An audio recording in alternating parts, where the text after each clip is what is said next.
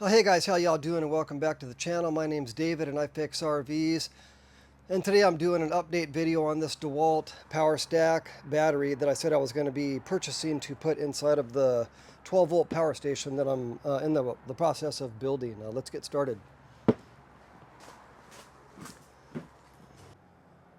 Before I put this Dewalt power stack battery into my power station, which is not going to happen today because the power station is not done yet, I decided that I wanted to take this battery and charge it all the way up, take it out into the field and use it, completely all the way down and recharge it again. I wanted to just run one cycle first. So I took this battery to work with me, and when I went to work, I wasn't doing RV repair. I was working on a residential electrical job that day. Some of you guys might not know that I'm also a journeyman electrician. I worked in residential wiring for over 20 years, close to 25 years. But anyways, I had somebody who had purchased a house. The house was inspected and it had multiple inspection corrections that needed to be done.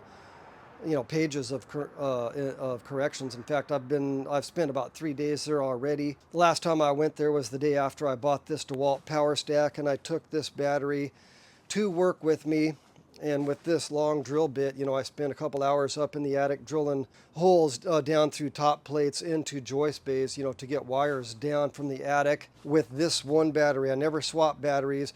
Spent a couple hours doing that. When I finished up in the attic, there was even one time where I was trying to drill down into a stud bay, and I hit wood, and I literally drilled until this drill bit was completely buried, and it never slowed down.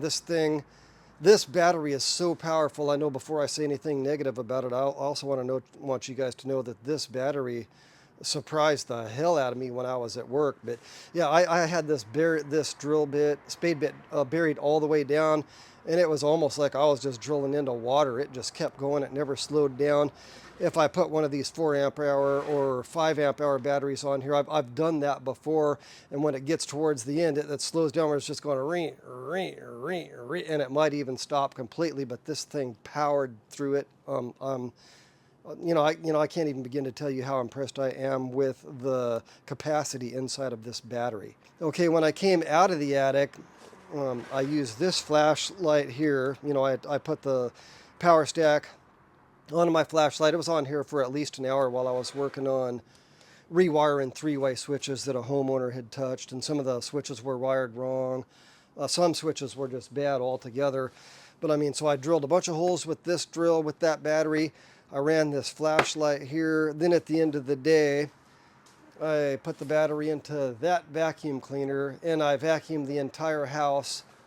Okay. This thing just, okay, now let me show you what's up here with the battery meter.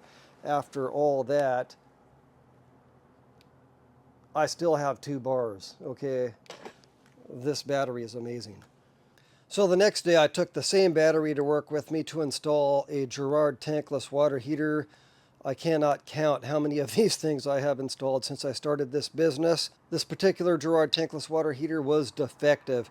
When I installed the water heater, before we even turned any water faucets on, I was just making electrical connections. When I made the last connection, it tried to ignite. I could hear it going, tick, tick, tick, tick, tick. The igniter was definitely going off. The gas valve opened and it lit. The water faucets were not turned on, but it lit and it stayed lit, so I had to turn it off. This thing was just basically, it was defective from day one. Luckily, I didn't have the door on. I didn't have anything sealed. It was just, hot, and cold water in the gas line. So I took it out and I was able to swap that out. But while I was there, I was using the DeWalt power stack battery again, and let me show you what happened. So after I reinstalled the water heater, I used this heater gun that you guys have seen me, I've been using this for the last 1.5 years on my YouTube channel. This is a Livo Walney heat gun, which runs off of DeWalt batteries. I've had this for 1.5 years, and it just refuses to break. This thing has been running forever. I absolutely love it. So I put this DeWalt power stack battery on here, and I was going to make my electrical connections, and I pulled the trigger.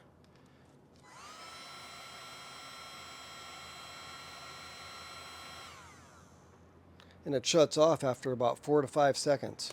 So I thought maybe, the battery meter says I've got 2 bars yet, but it's actually not enough to power the heater gun. So I threw it back into my DeWalt vacuum cleaner and it ran like a dream for about 2 straight minutes before I shut the thing down. So then I thought to myself, I was wondering, maybe they built some kind of technology into this battery that detects knockoff tools. So I did a Google search, and let me show you what I found. Question: does Dewalt Power Stack work with knockoff tools? AI overview answer: no, a Dewalt Power Stack battery will not work correctly with a knockoff tool. And down at the bottom you can see that this was an intentional design. In my next video, this power station will actually finally be finished. I've been pretty busy lately. My phone has still been off the hook for some reason. The summer rush is refusing to come to an end. The only thing that I've actually done to this box since you guys last watched is I've installed this positive terminal. I still need to install this negative terminal. My volt amp meter, and a switch which is going to turn on this positive battery terminal. And if you didn't watch the first video, just so you know what's going on here, what I've got inside this box is I've got 2 Dewalt mounts so I can slide batteries onto both of these. You can buy these on Amazon. These come as a kit with these 2 converters. This is all, it's all one piece. So I've got 2 of them inside the box. I've got one that powers one switch on one side. I've got a switch here and I've got a switch over there, and each switch turns these outlets on. And when you buy these converters, there's 4 wires. You've got a black and a red for your positive and negative going in from the batteries. And then you have a black and a yellow going out. That's your load. Your line coming in from the battery is 20 volts, and then the load coming off of these converters is 12 volts. It's actually about 12.25, or that's about what I was getting the last time I measured it. And so what I did from there is I took the yellow wires, tied them into Wagos, and I ran a Wago to the switch. Each converter has its own switch, so you turn the switch on, the switch turns the outlet on right below. It's pretty simple. Alright guys, thanks for watching this update video. I hope you enjoyed it, and I also hope to see you next time.